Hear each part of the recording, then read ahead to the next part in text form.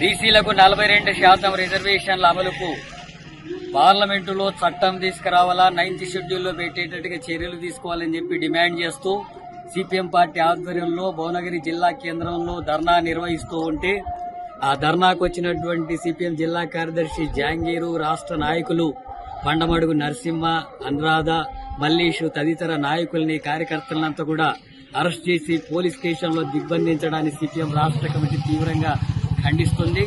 అలాగే ఇలాంటి పద్ధతుల్లో ఇలాంటి ఉద్యమాలను అణచివేస్తామని చెప్పి అని భావిస్తే అది తీవ్రమైనటువంటి నష్టం జరుగుతుంది ప్రభుత్వానికి అని చెప్పి హెచ్చరిస్తున్నాం.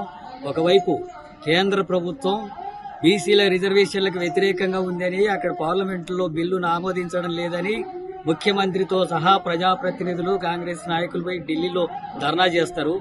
కేంద్ర ప్రభుత్వ నిర్లక్ష్యాన్ని, కేంద్ర ప్రభుత్వం బీసీల రిజర్వేషన్లకు వ్యతిరేకంగా ఉండేదాన్ని నిరసిస్తూ ఇక్కడ జిల్లా కేంద్రంలో జరిగేటటువంటి ధర్నాకు పాల్పడ్డ వాళ్ళనేమో అరెస్టులకు పాల్పడుతున్నారు. ఇలాంటి ద్వంద్వ వైఖరి అనుసరిస్తే ప్రభుత్వానికి తీవ్రమైనటువంటి నష్టం జరుగుతుంది.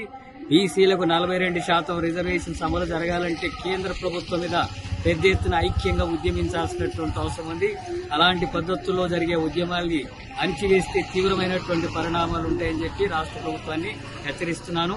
అరెస్ట్ చేసినటువంటి వాళ్ళని వెంటనే విడుదల చేసి ఈ ఉద్యమానికి సహకరించాలని చెప్పి కోరుతున్నాను.